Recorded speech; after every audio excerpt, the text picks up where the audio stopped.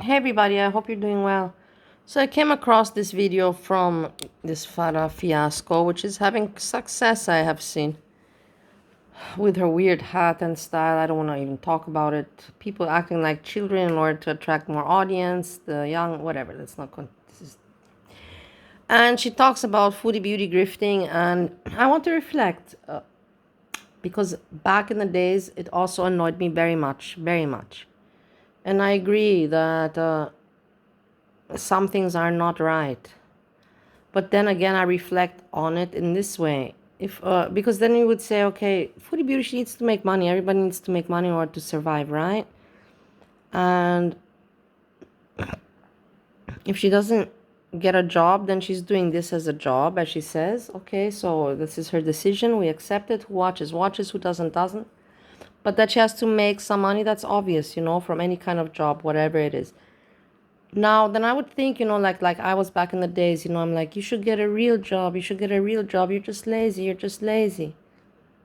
And the point is that if that would be the case, then I could not watch her. And she's actually making content these days. It's interesting with her fake marriage or real marriage, and with traveling, and with her. She's interesting. She has content. She is interesting. And if she has a real job, then I won't be able to watch her anymore, and neither would you. So that how can you blame her from making money? And while these reactors are making money off her, you know what I mean? It makes so no sense to me. And then I think about my friend Sjam. Manifesting Sjam. Sjam. Keeks. Little Bear. Marge. Twix. Hank. Manifesting Sjam. You see, this is the thing. I'm manifesting Sjam, but Sjam now has to work, and this is why he's not on the internet, and I cannot watch him. And this is what it comes down to. At least I say it as it is. Listen to the Foodie Beauty with her. In 2017, Foodie Beauty launched her YouTube career as a 2017. and quickly pivoted to mukbangs. Yeah. She went to mukbangs. Were at their peak on YouTube during this time period, and Chantal cashed in on the trend. It allowed her to partake in her favorite hobby, eating, while earning a much-needed paycheck. Yeah. This seemed like a recipe for disaster. With Chantal, and people always say, for me to compare Foodie to Rosie. Foodie is 41 years old, Rosie's 33. Foodie has never been living with her parents, Rosie's living with her parents. Rosie's acting like a child. Foodie Beauty has acted stupid, but she has never acted like a child. Maybe in a childish toddler way, let me not, contradict myself, but not on purpose, just because of her stupidity. But Rosie is acting like a child on purpose, with awareness, in order to attract the young crowd. And Rosie has no content. Her only content is feeder content. Eating, food, talking about food, eating, stuffing her face, showing her breasts. This is the content. Foodie Beauty was never like that. Foodie Beauty had jokes. Foodie Beauty had drama. Foodie Beauty did stuff and does stuff still until today. So it's a completely different genre for me. This Rosie for me is not even the genre of entertainment, just in a genre of, I don't know, disgustingness. Whilst Foodie Beauty is in the genre of entertainment for me. She was struggling to lose weight and eat healthy. This confused and frustrated her audience, as she would regularly complain about her weight and poor eating choices. Yeah, it would also frustrate me. Concerns regarding her health, and Foodie would become defensive and angry in her responses. Over the years, but Foodie Beauty is not as at age 41. Foodie Beauty looks better than Rosie at 33. Defending herself against bullies and haters.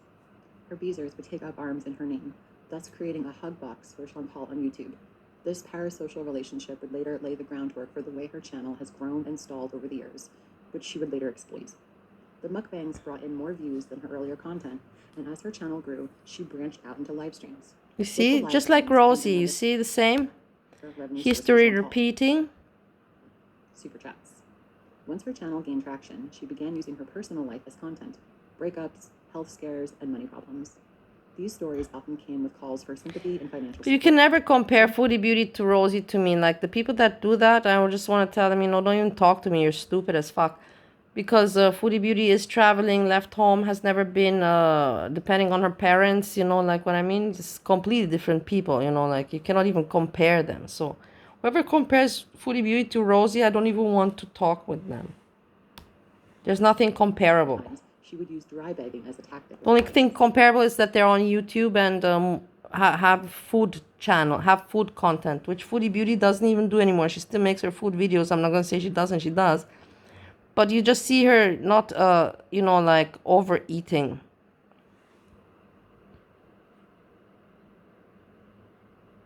And she's not, she's overweight. She's obese, guys. But I was obese also. Foodie Beauty is obese a little bit more than I was, but not much. Not much. You know what I mean? Dry begging is an indirect way of asking for something, often by dropping hints, exaggerating vulnerabilities, or just using emotional appeal. Dry begging. I wish that somebody would have taught me this before. I had to learn myself. It took me a long time to know what is dry begging. I learned first what is e-begging, and then I was like, what is this dry begging now? And then I learned it, you know? So instead of directly asking for help, she might say things like, it's going to cost me $5,000 to fly Juliet to Canada. She also uses emotional appeals against her viewers. Nothing highlights this more than her latest... Yeah, because she's entertaining and she needs to make money. How you want her to do this and not earn anything? Explain this to me. How? And then what will we watch? And what will other people comment on? It makes no sense. Using a child with special needs to grift money from your audience is just the latest tactic. Okay, this with the child, I also agree that, how to say, it depends how you see it from what perspective. I see that she was trying to help the child, and that's the thing. If it were like 20,000 or a few $100s, maybe she got, but is this not? But did she? That's the thing. She's not keeping it all for herself. She's for sure giving to the child. It was in the end, she has to make content, guys, and if there's no content, she has to put something out there to get the people going. And as long as she didn't do wrong to that child, what she could do wrong to that child? By helping the child out in life, by supporting it with some finance, give me a break. Give me a break. And how much money you think she got from that thing? Give me a break. Polite to guilt people into sending her money. So let's break down the many ways Chantal has grifted her community for cash over the years. Chantal once told a sob story about her elderly cat, BBJ. A kind viewer named Vegan for Life sent Chantal $200 with the intent that the cat would be taken to the vet. After receiving the money, Chantal became defensive, as she always does, and said that she could do whatever she wanted with the money. She never used it to take BBJ to the vet. Oh my god, this story is okay. On her community tab, making it look like this one also I hate. I was very mad when this was. We cry for food and shelter. We cry for food and shelter. I didn't like it at all. I remember, I agree. I will never give her right on that one. It was disgusting. It was disgusting. Really low, you know, like really low. They called out for this script in her comment section, with people in her geographic area claiming the power had been restored after just a couple hours. The postcard tier was a scam? Yeah, but I don't have the postcard tier anymore. I canceled it for that reason. Oh my god, the postcard club! Thank you, Sherry! Yeah, also I remember the postcard. It also annoyed me. I was also making videos. I'm like, where are the postcards? Where are the postcards? You know, I got mad. Yeah, but this was back then. Nowadays, does she still do things? I promise you a show and then not... No, she doesn't promise anyone anything anymore. She doesn't fall back on her words like she used to do before. In a month, where she never delivered a single postcard to any of her gang members. But I remember the postcard one. Some fucking bitch. Yes, Sophia. Okay. She said she paid. Okay, I'm gonna stop here. There's no point to continue. These are old stories from 3 years ago. That's why I said I hated her at videos where I also hated her, and then I saw how she changed and she made me change into a better person, and I thank her for this. Without Foodie Beauty's example, I would probably not be where I am today. And everybody changes, and everybody, it's good when people change into the, it's amazing when people change into the good on their own, and that should be applauded. That should be applauded, and not let's look back at your past. That's so silly, childish, and stupid. Just for fucking views, asshole people. Whatever, and with this I say peace, peace, peace.